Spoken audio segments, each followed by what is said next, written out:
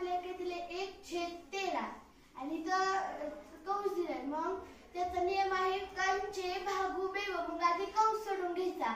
मग 7 अधिक 2 आपल्याला 2 लिहायचं कारण की आधी गुणाकार असला तर गुणाकार करायचा. मग 5 दुने 10.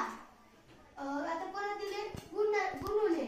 परत 11 अधिक 2 गुणुले 13 चौकटी कंस बंद. आणि इथं दिले परत 1/13. 1/13 आहे तसंच लिहून घ्यायचं आणि मग चौकटी कंस द्यायचा. 7 अधिक 10. आता मग परत इथं गुणाकार दिलाय. 10 गुणुले 11. 11 आहे 110 अधिक 2 गुणुले 13 दिले आपल्याला. मग कंस बंद करायचा.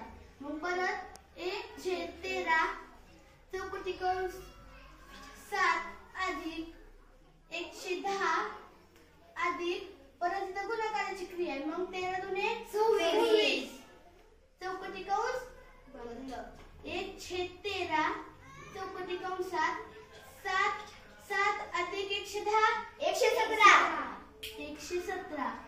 अधिक 26 143. मग आहे तसंच लिहून घ्यायचं. 1/13 चौकटी कंसात 143 आणि चौकटी कंस बंद झाला. आता इथं कोणतं चिन्ह नाही म्हणजे